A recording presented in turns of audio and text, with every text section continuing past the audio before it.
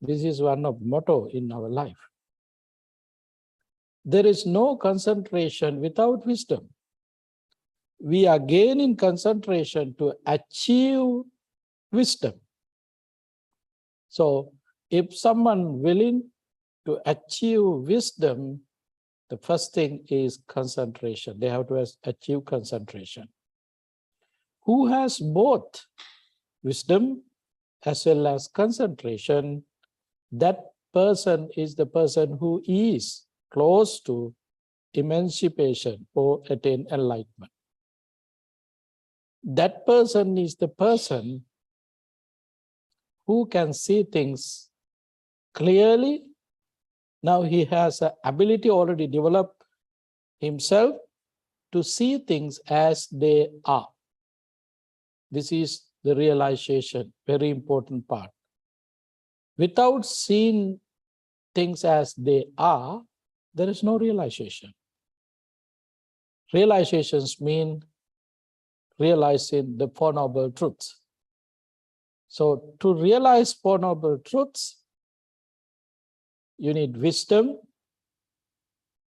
Through wisdom, you can see three characteristics: impermanence, suffering, selflessness. Seeing these three characteristics, you can realize the Four Noble Truths: dukkha, samudaya, nirodha, magga. Dukkha means suffering, cause of suffering, cessation, the path to end suffering. This is the Four Noble Truths. So that is our goal.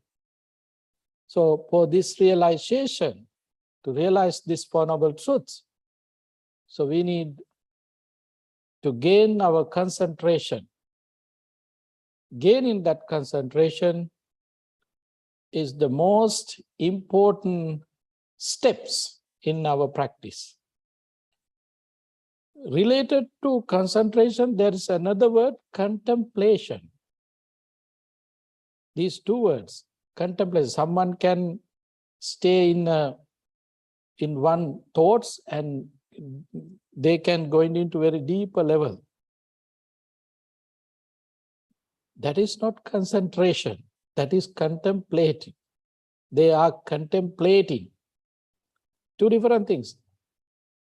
Perhaps you might have some experience with some philosophers, maybe mathematicians, or maybe researchers. They are pondering and pondering, pondering and pondering, pondering, pondering to find the solution for their matters. That is contemplate, not concentration. What is the difference with these two? That person going into deeper level, pointing one thing, but in concentration level, samma ditti, that's why we have right concentration. In right concentration level, you can see things focusing on one thing, that is enlightenment. To see things as they are, the reality, to see the reality. That is the main difference that we can recognize about these two things. He's not just staying one point. He knows what is happening with that at that moment. Person who is in concentration, right concentration. His awareness is very high. His mindfulness is very high. Each and every moment, very quickly, right away, they can see things as they are. This is the concentration level. Contemplative person can see only one thing. But in concentration level, analyzing part is very high, going into a very deeper level. That person can see things, many things there, not just one thing. So let's go with this topic. We can see, we can understand more about concentration or right concentration, Samma Samadhi. Right concentration in Pali Samma Samadhi, concentration represents an intensifications of a mental factor present in every state of consciousness. This is the difference with contemplating and concentration.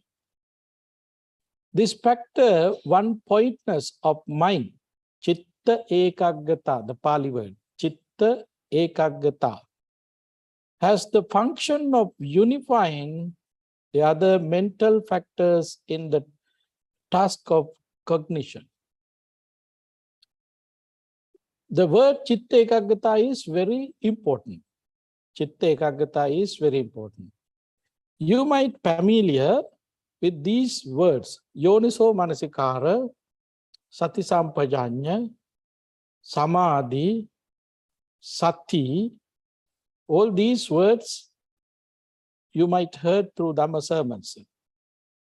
Very important words in here, Yoniso Manasikara. Yoniso Manasikara, there's a meaning with that Yoniso Manasikara means the origin. At the origin, you can see the roots. What's regarding it? Whether it is wholesome roots or unwholesome roots. At the beginning, at the origin, you can recognize it. You can see that with your Chitta Ekaggata. Without having that pointlessness in your concentration, there's no way to see that origin place. So, Yoniso Manasikara sometimes explained in commentaries as a gatekeeper. A gatekeeper who is powerful, who is watching people going here and there, is very mindful all the time. He recognizes people who are crossing him within a very short moment. That is his ability. So how much he had developed, that much he can do his job properly. In same way, Yoniso Manasikara, each and every time, as I mentioned before, every nanosecond, our thoughts arise and departing. Every nanosecond, thoughts arising and departing within 1 nanosecond. So, during that time, it's been spending just 1 nanosecond, if someone can recognize the roots of that thoughts, that is Yoniso Manasikara. So, if you are living with Chitta Ekaggata, concentration, you have that Yoniso Manasikara. You can see the origin. You can see where that thoughts come from, which regarding wholesomeness or unwholesomeness, Chitta Ekaggata. So, when we are talking about concentration, right concentration, the Pali word, very important word that we have to keep, Chitta Ekaggata. Chitta Ekaggata, pointness. It is one of quality that you can see with the concentration, right concentration. At any given moment, the mind must be cognizant of something, a sight, a sound, a smell, a taste, a touch, or mental object. Now you can see the difference with the contemplating situation and concentration situation. All these objects we are taking through our bases: sight, sounds, smells, a taste, a touch, or a mental object. The factor of one-pointness unifies the mind and its other concomitants in the task of cognizing the object, while it simultaneously exercise the function of centralizing all the constituents of the cognitive act, one of the object. So completely concentration means is a development of your mind. Sometimes some people can recognize as a person who developed his spirituality. These are the results that we can see through that person. So mindfulness, concentration, all these words, when we start to discuss about these words, there is very important thing is very important words, very familiar words, cognitive behavior. They in present psychological field, they have cognitive behavior therapy, CBT. What does it mean? They try to change their thinking pattern, the views and perceptions. All these are there. Perceptions, views, thinking pattern, all these there. So someone, when they able to develop their concentration, as a result of that concentration, their thinking pattern is different. Particularly when we are talking about right concentration, yes, their thinking pattern is positive, very positive. Their views are very positive. Their views are always connecting with wholesomeness. And the way how they react to other things are very different. That's why I mentioned in a previous talk, Arahant beings also can live with us. There's no difference. When the time comes, they're ready to go eat. When the time comes, they're ready to go to bathroom. When the time comes, they're ready to go to sleep. All these general way how we behave, they also behave. There's no difference. But their views are completely different. Their views are completely different. In the history of Sasana, history of the Sasana, sometimes some people misunderstood about some monks. We have some stories. Once, there was a monk in a village. He was very calm, very peaceful, serene, talking with people mindfully, helping to others compassionately. That monk was very recognized monk around that area, popular monk among the society, among other peoples. So some of them believe, just looking at his appearance, he might attain enlightenment. He might be an enlightened being. Then that message spread through the society. There was a wise person, he wanted to check whether exactly that monk attained enlightenment or not.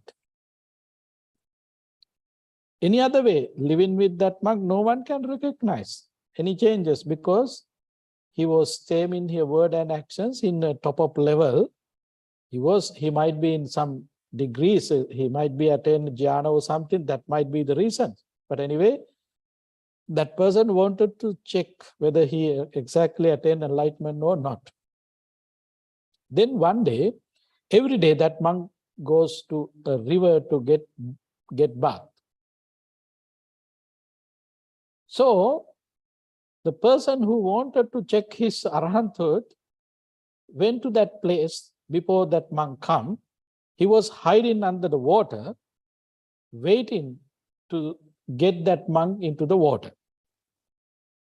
So that monk came on time, went to the water, and while he was in the water, the person who hid under the water and came and catch his leg. When he was touching his leg, that monk was crying, screaming, "Oh, crocodile, crocodile, crocodile." Then that person came and declared he is not enlightened yet. How? Because he still has fear. The person who attained enlightenment does not have fear. There is no reasons to cry or scream. But that happened, that person who did that test, he knew that. That's why he did that. So finally they were able to find whether he attained enlightenment or not. There was another incident during the Buddha's time. There was an Arahant monk living in one place. One day, while that Arahant monk sleeping on his kuti, venomous snake down into his bed from roof or somehow falling down to his bed. That Arahant monk knew that snake was very venomous. If he bite, definitely going to die. Somehow, when he falling down, he got, he was not able to recognize, snake was not able to recognize what is happening. He saw a man and he bite. So then that Arahant monk, that monk was Arahant, therefore he did not get any attention to any tension. He lied on and then asked other monks, please, if you are trying to do something to protect me to this snake, you're going to do two things. One thing, you might do damage to this snake as well as you damage to me. Now he already bite me, I'm going to die. Therefore, to take care of others, please take me with my bed to outside. Then the snake also will go with me. Within few minutes, that monk had died. But this is the way how that Arahant being react to that venomous snake. He did not have fear. He knew the nature. How he already bitten by that snake, then he knew he's going to die. He did not have any fear. He did not get any trouble, no stress, no anxiety. He was dying peacefully, practicing mindfulness. This is the nature of Paranta. Now you can see reactions. So that reactions come in according to their mind capacity. Mind capacity. So now you can see the way how react to smell, sound, taste, touch, and mental object is completely different. Arahant beings and other general beings, as well as particularly who are even though they are not attained enlightenment, who are developed their concentration, their reaction would be different. It's completely depending on their achievements. If they are in a jhanic level, through the jhana, they practice in jhana, they may not have fear at that moment. They do have fear, but while they are in jhana, then they don't have fear at that moment. So their reaction might be different. Even though someone who develop concentration not in jhana, then that might react in different ways. So samadhi or concentration is completely different things, but exactly we can see the results according to that person's capacity or achievements. If we attain enlightenment through that jhana, through that concentration, samadhi, his reaction would be different. Someone did not attain enlightenment, but in concentration level with the jhana, his reaction would be different. Someone not attained jhana yet, on the way to jhana, his reaction would be different. So this way you can recognize even the concentration level might have different reaction, because it is not fully enlightenment stage yet, concentration level. But person who achieve that concentration, their views, their reaction would be different. This is very important thing to keep in our mind. Samadhi is exclusively wholesome one-pointness. If we are talking about right concentration, Samadhi is completely 100% wholesome. There's no doubt. There's no any other unwholesome situation there. It's completely wholesome. Wholesome means it does not get effect of desire, does not get effect of anger, does not get effect of ignorance. All these are under control in this level. All these are under control. That's why when someone attaining jhana, they don't have get influence of 5 hindrances. They completely control 5 hindrances at the jhana. It does not mean they eliminated defilements. All defilements are there under control, but they can live without getting that influence. As different things, right? So there is a story to understand this situation. There was a lady very famous about, she is one of compassionate one in the city, the most compassionate one in the city. That lady was very famous among others. One day, she had a servant, another girl. She wanted to prove it, whether exactly she is compassion or not. She wanted to prove.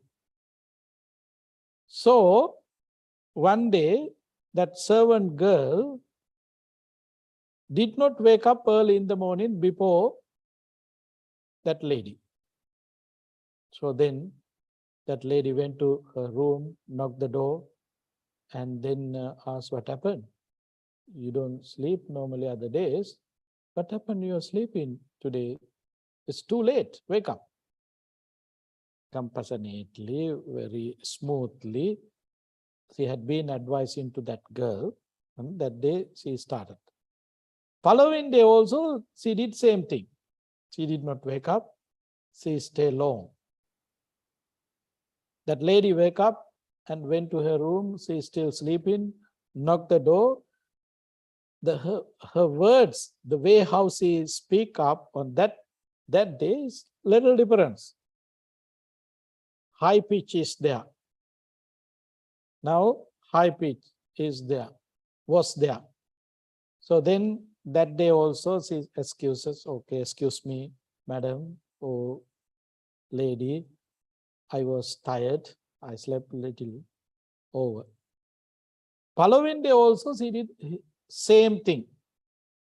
That day morning, that lady was so upset and full of angry, and went to her room, make noises there, and took something like a stone or whatever the things that she can find there, and took it and throw it to that little girl. So she got accident. She went out the house, went to the street, making shout, here, see, you all are telling she is the most compassionate lady in this city. See the results. You can see the results. This is her compassion. She started to shout there, showing her wound. Somehow at the end, this story went to the Buddha. Then this is the nature. We can control in some degrees if you are not established, that will come back again. She was controlling her anger. Therefore, everybody believe her is a compassionate one. But actual situation was there hidden. Did not eliminate anger from her. She was living with anger, and same time she was practicing and controlling her defilements. She was look like person who don't have any anger. In samadhi situation also might be like that. Someone can completely, you can see that person is very calm, very serene, completely look like wholesome, but unwholesomeness is there still with that person. Defilements are there. Did not touch defilements yet. But those defilements are under control. Therefore, that situation, the present situation is wholesome. The present situation does not have any angry thought, does not have any unwholesome thoughts. The present situation is very clear. But it does not mean in this stage you already eliminated all the defilements. That is not true. You have defilements, but you are controlling. You are controlling 100% that defilements. That's why that's a stage, samadhi stage became very wholesome. It's a true wholesome, but not established. Wholesomeness is there, but not established yet. It's not firm yet. It's subject to change. It's subject to change. The commentaries define samadhi as the centering of the mind and mental factors rightly and evenly on an object. Samadhi as wholesome concentration collects together the ordinary despair and dissipated stream of mental states to induce an inner unification. This coming from the commentaries. It does mention about the samadhi. It is kind of a centering of the mind and mental factors rightly and evenly on an object. Wholesome concentration. The right concentration is wholesome because person who is in that samadhi concentration level, right concentration, that person can see the roots of their words, roots of their pictures, smell, taste, everything. That person can see. But still that person did not eliminate it yet. He is on the process. On the process. But we can see the results. How would be the nature of that person? In here, you can see the mind towards samadhi, which they will govern as the jhana factors, the factors of absorption, jhananga, state in their usual order. The five, there are 5 qualities as we discussed before: vitakka, vichara, piti, sukha, ekaggata. These qualities should be there. Application, initial application of mind, vitakka. Sustained applications of mind, vichara. Rapture, piti. Happiness, sukha. And one pointness, ekaggata. In samadhi, you have all these qualities. Then you are directly connected with your jhana. The first jhana, you have these qualities.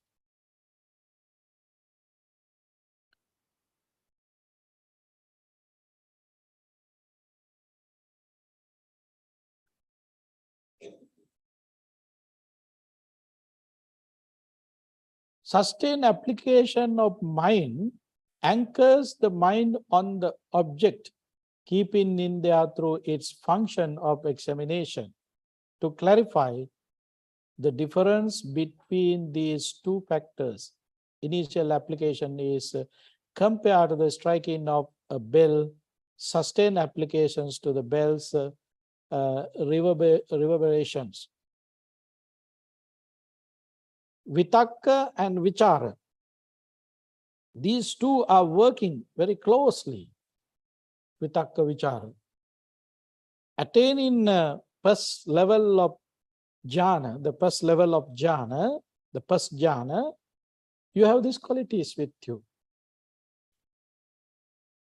Then your mind is very clear there. Your mind is clarifying all the sounds, taste, feeling, sensation, accumulation, all these things also at that jhanic level. Because at that jhanic level, the first level, even in the first level, you have see these qualities, but you don't have any influence of 5 hindrances. 5 hindrances are completely controlled at the jhanic level.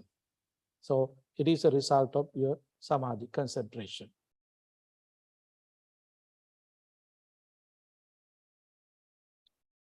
Rapture, the third factor, is the delight and joy that accompany a favorable, interested in object, while happiness. Further factor is the pleasant feelings that accompanies successful concentration. These are the nature of it, that first stage of jhana, the first jhana. We can go through all these things.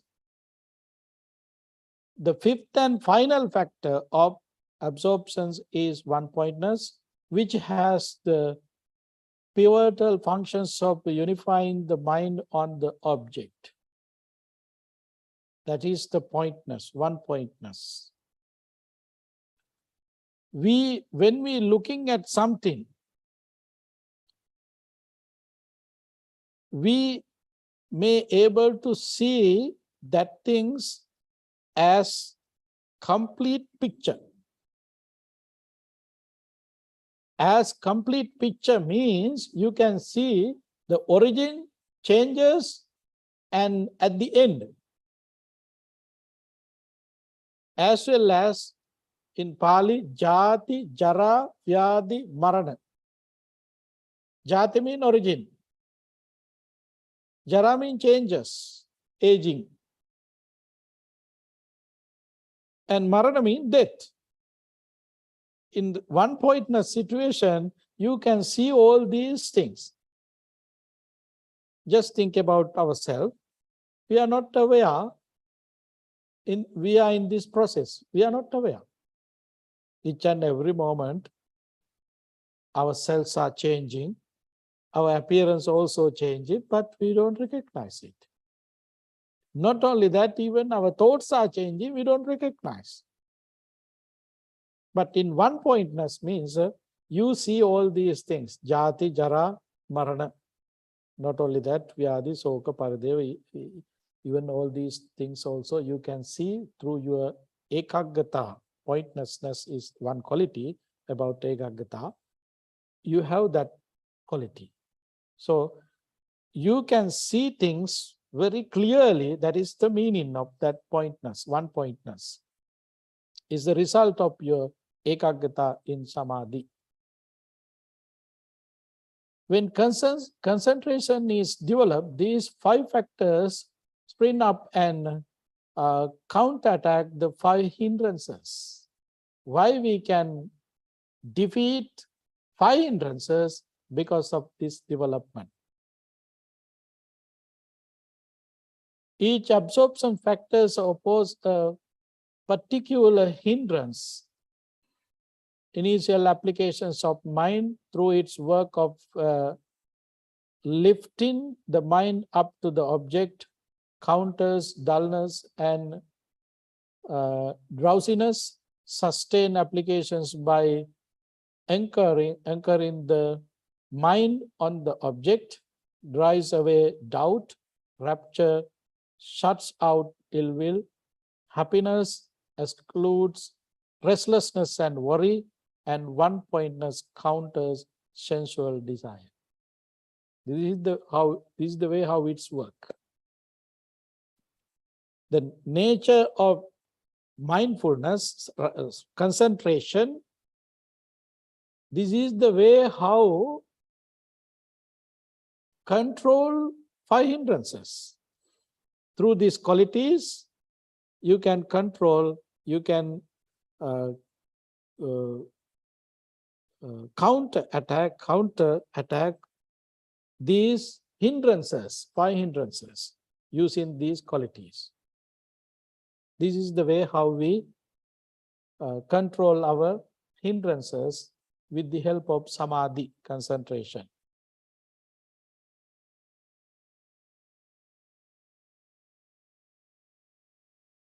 Thus, with the strengthening of the absorption factors, the hindrances fade out and subside. They are not yet eradicated.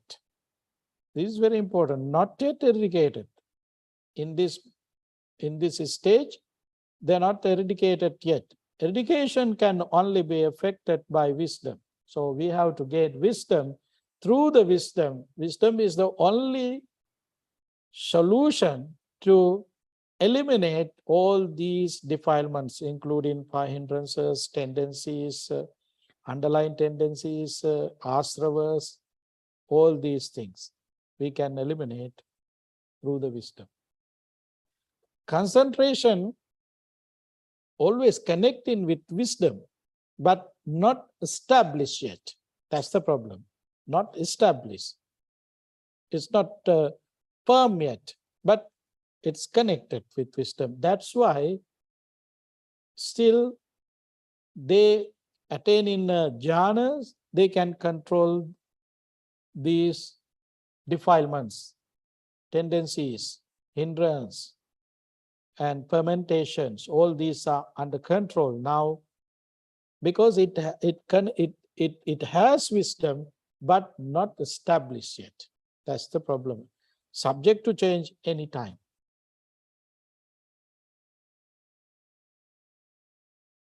With the strengthening of concentration, the original object gives rise to another object called the learning sight.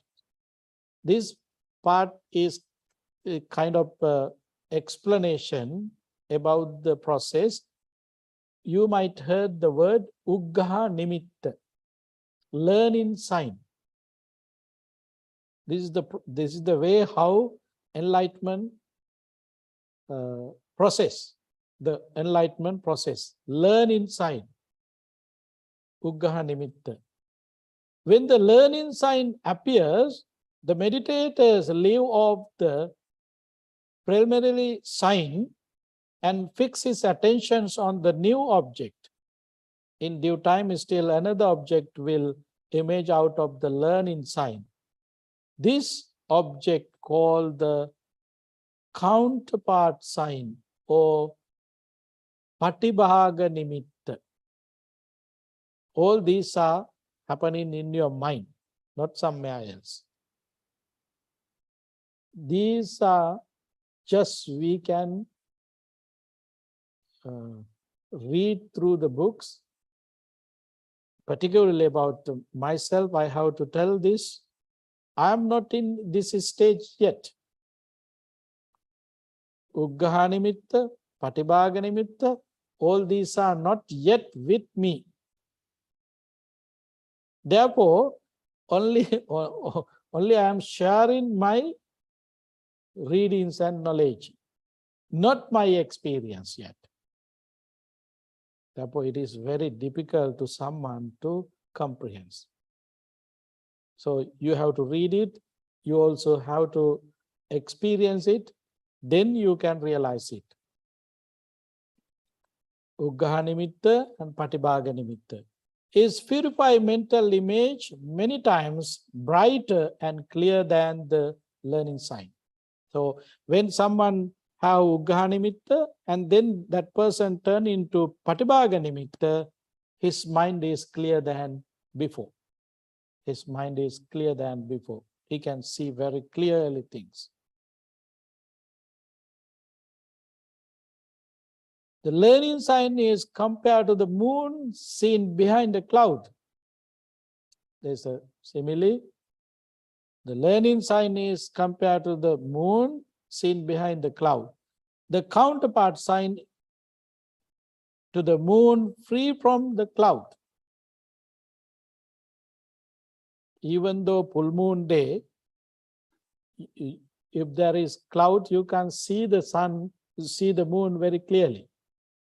But when moon away from the clouds, you can see it very clearly.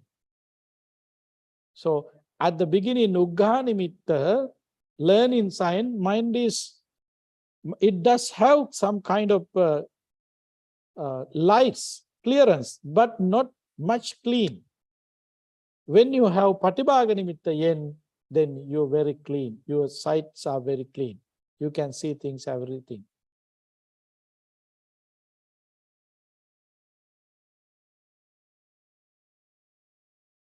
Simultaneously, with the appearance of counterpart sign, the 5 absorption factors suppress the 5 hindrances, and the mind enters the stage of concentration called Upachara Samadhi, access concentration. This is the third one, Upachara Samadhi. Now, no 5 hindrances. It means 5 hindrances completely under control in this stage. With further practice, the factors of concentration gain in a strength and bring the mind to absorptions. Apana Samadhi, like access concentration, absorptions takes the counterpart sign as object.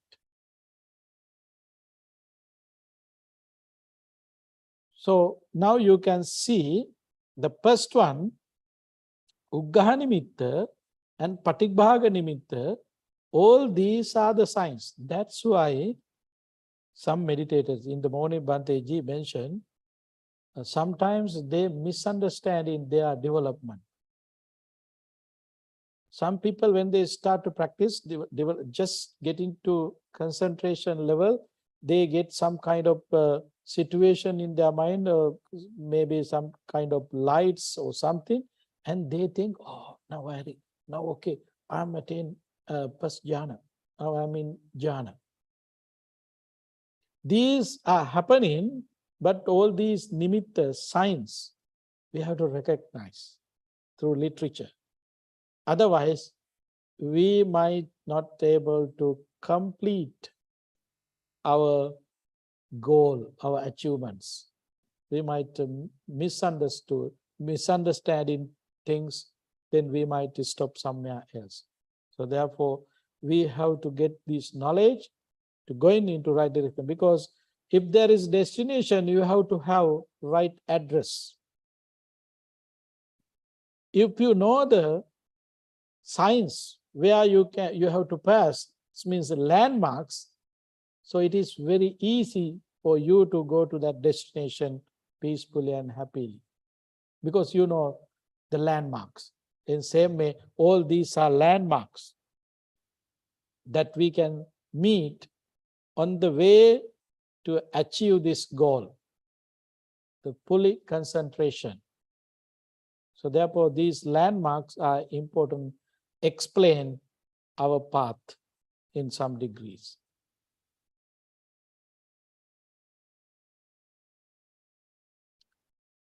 The Pojana makes up the sensual, textual definitions of right concentration. Thus the Buddha says, and what monk is right concentration? Herein, secluded from sense pleasure, secluded from unwholesome states, a monk enters and dwells in the first jhana, which is accompanied by initial and sustained applications of mind and filled with rapture and happiness born of seclusion.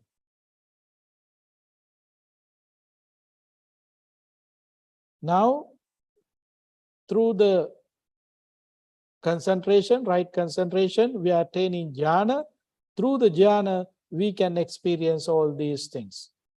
Through the jhana, we can experience all these things. What are those? Accompanied by initials and sustained applications of mind and filled with rapture and happiness born of seclusion. These are the result of right concentration.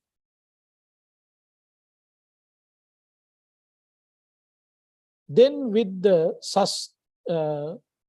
subsiding of initial and sustained applications of mind, by gaining inner confidence and mental unification, he enters and dwells in the second jhana. Now, in first jhana, you can see there are 4 qualities. When we turn into second jhana, you can see 4 qualities.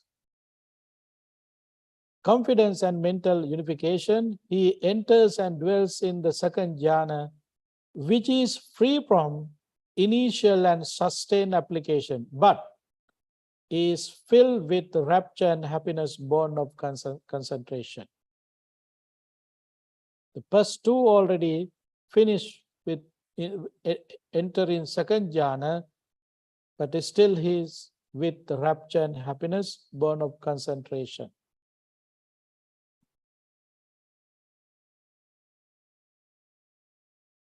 With the fading out of rapture, he dwells in equanimity, mindful and clearly comprehending, and he experiences in his own person that bliss of which the Noble One says, happily lives he who is equanimous and mindful.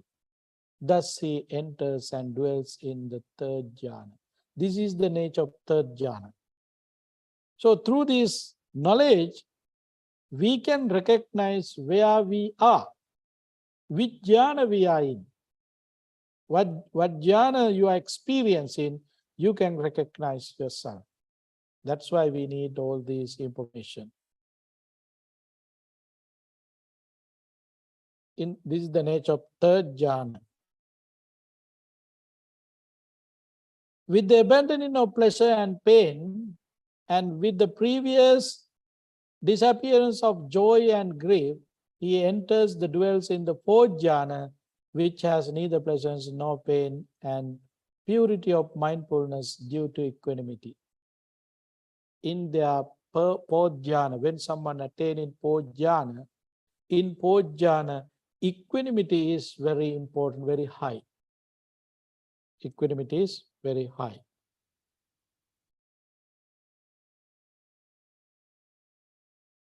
In this level, concentration is very sharp, very deep, as well as his wisdom is very sharp, very established. But still, that person also living with defilements. Defilements are under control, but when you attain that jhana, you don't get any influence of that defilements. Those are under control completely. Hidden your practice.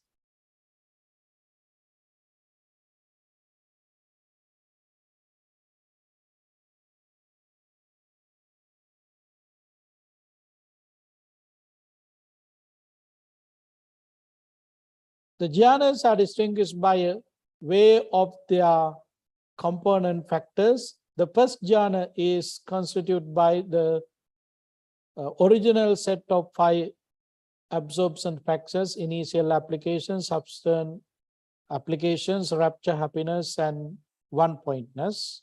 These are the things that you can see, the qualities of first jhana, and 2 eliminated attaining second jhana, and then the third jhana you can have rapture and happiness, along with one pointness. At the end, the last jhana, fourth jhana, you can be one pointness person with equanimity. Equanimousness is the important.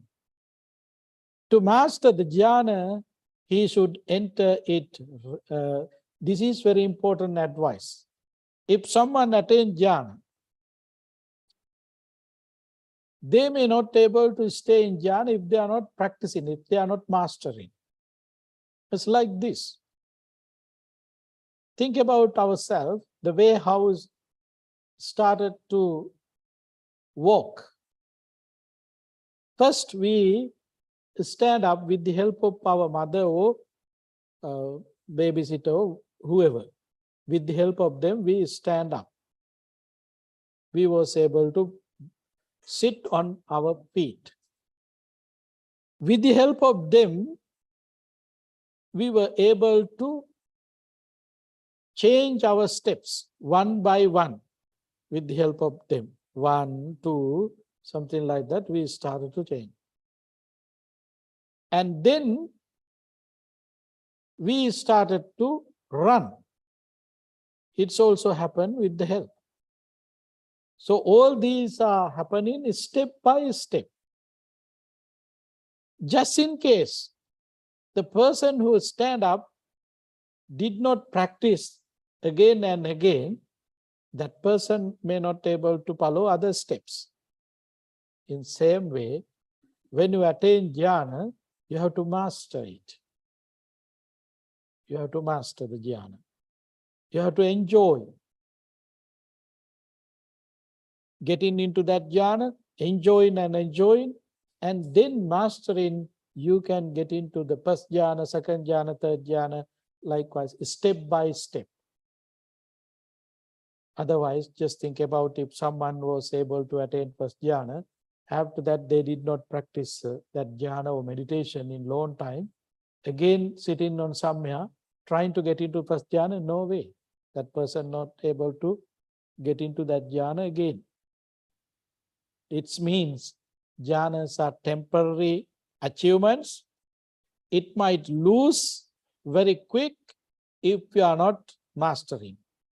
Therefore, if someone attains jhana, they should practice again and again. It's like a game. They have to practice it again and again to maintain it. Otherwise, it might lose from them very soon.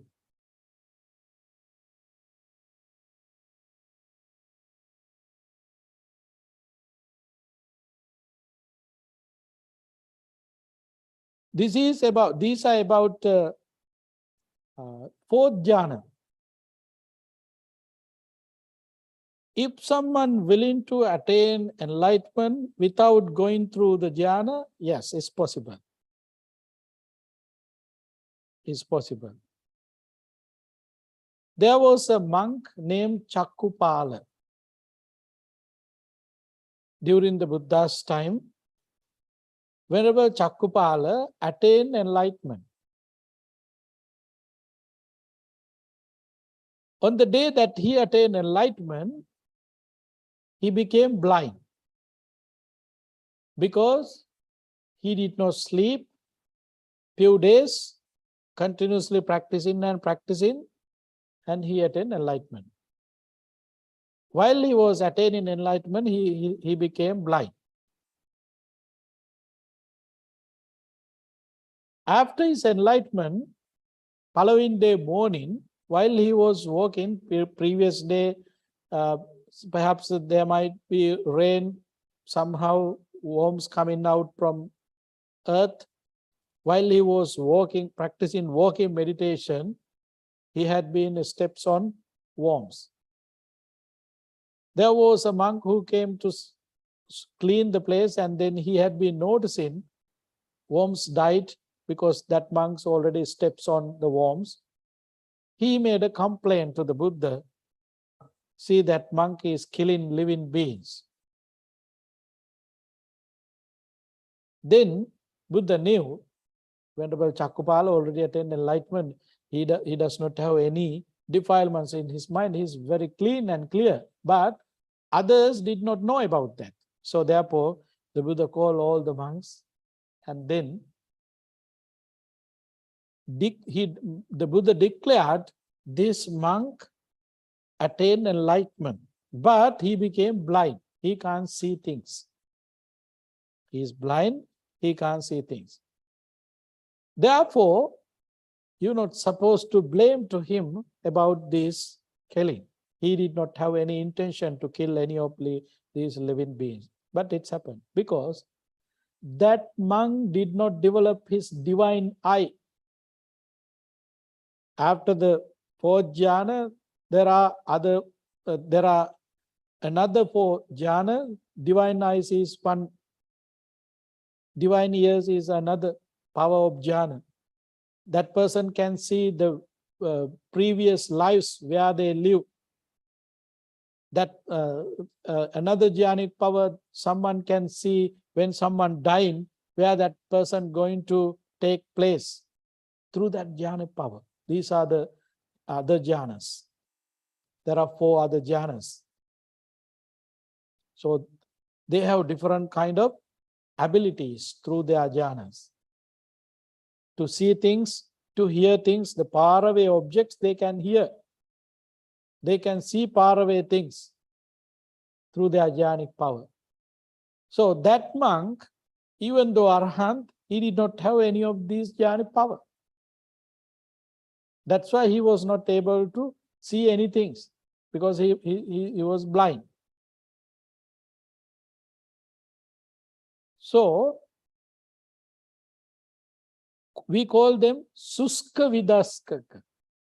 Suska Vidasaka. It means they directly practice insight meditation. They did not go through concentration and jhanas. They directly develop their concentration and turn into wisdom. Gain in wisdom, they realize Four Noble Truths. So therefore, jhanic developments are different. If someone wanted to go through that, yes, that's possible.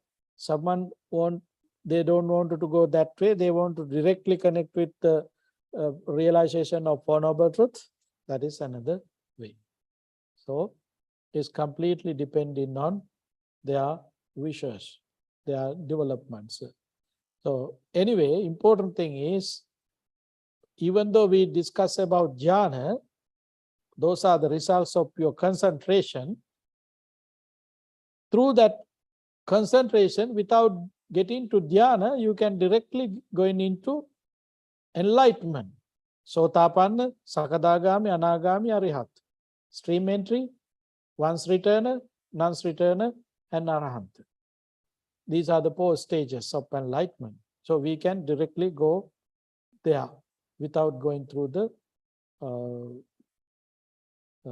jhanas. But who attain jhana and who attain enlightenment, the person who attain jhana, they can do some kind of magic. They can do some kind of magic. The person, even though they attain enlightenment, they don't have any jhanic skills, then they don't do any magic. But generally people believe all Arahant beings have some kind of jhanic power. No. No. Jhanic power. Who has jhanic power? They are the people went through, their practice went through jhanas. So, jhana, there were, during the Buddha's time, there were so many jhana attained people. You might heard about the life stories of the Buddha. The day that he born, his father's teacher, Kala Devala, came to see him. Prince Siddhartha, to see Prince Siddhartha, came Suddhodana's teacher, Kala Devala. According to explanation about him, he was one of person who was in jhana. So, looking at this young boy, he was able to tell about his future.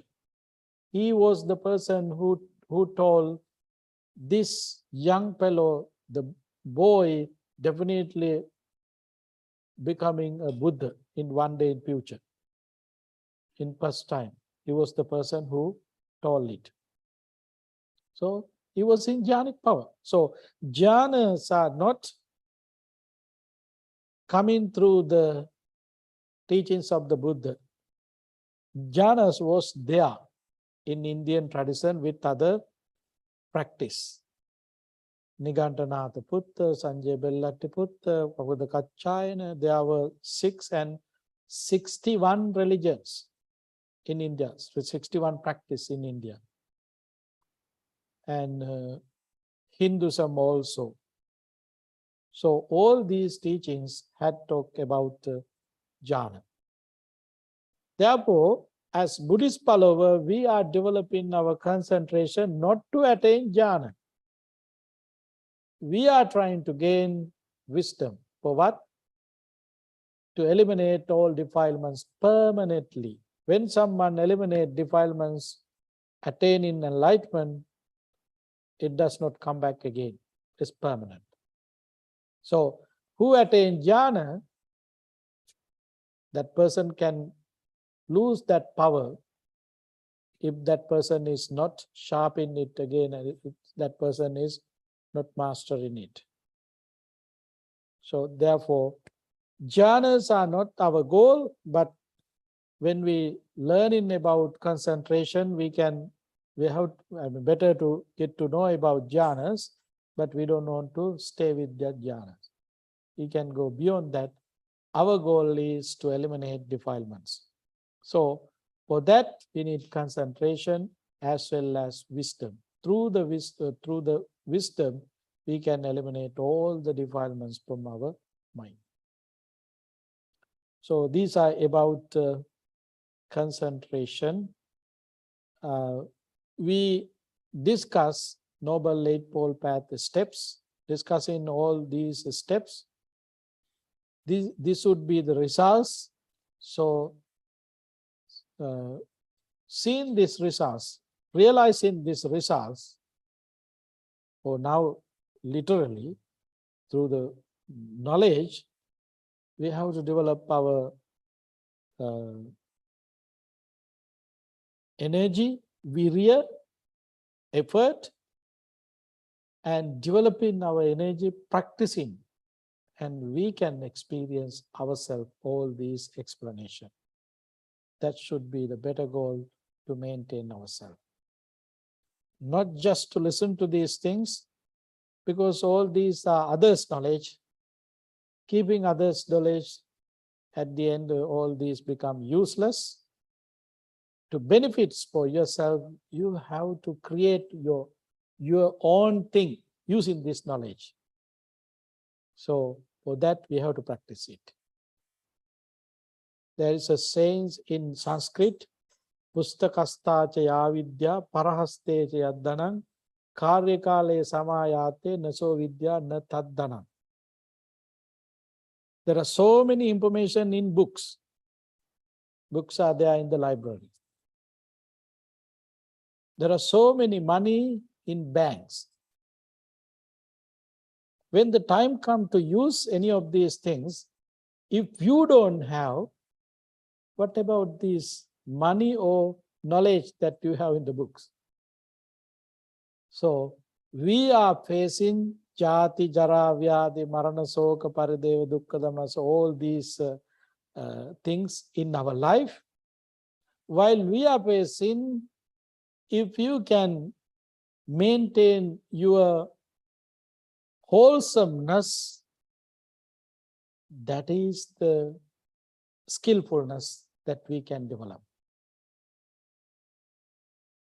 If we can stay without sorrow, lamentation, grief, maintaining equanimity, that is our development. One day we have to face all these steps. No one would be there to help us. None of information that book has not helpful us if we are not develop ourselves. Therefore, friends, our obligation is to develop all these things with us.